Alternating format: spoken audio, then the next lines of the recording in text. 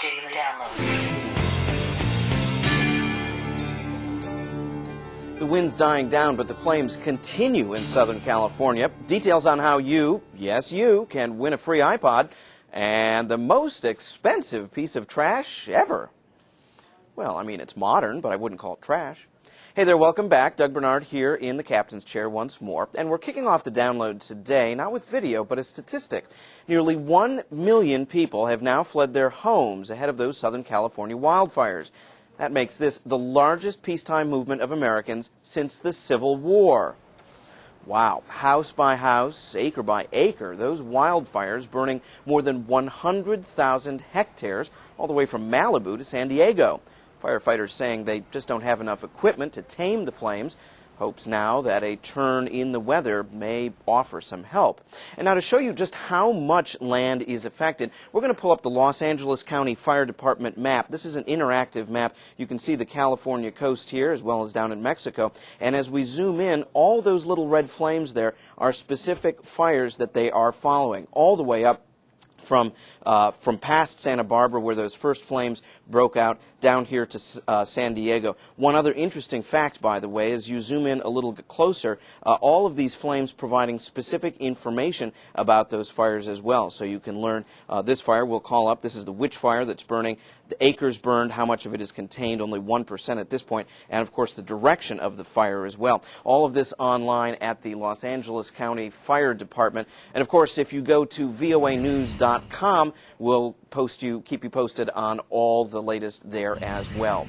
Now, before we leave this story, one last quick note for you. Now, of course, these fires, a tragedy for all who've lost their homes, but you know, it's not just people affected. The California hills home to a lot of wildlife as well, like this herd of horses here. Well, eventually, they found their way out of danger. So far, for both humans and animals, the deaths in these fires have been kept amazingly low. Wow. Let's hope it stays that way.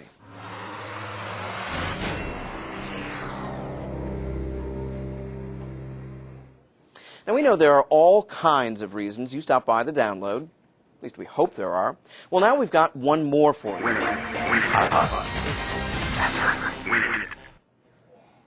That's right, we are giving away a video iPod. I don't have it on set here, but I've seen it, and let me tell you, it is sweet. You'll want to win this, and here's how it works. We're going to ask you to watch the download all next week, starting Monday, October 29th.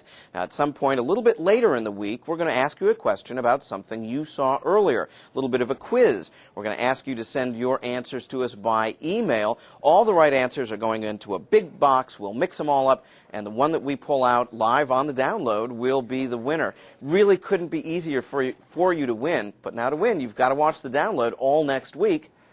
Come on, that's not so bad.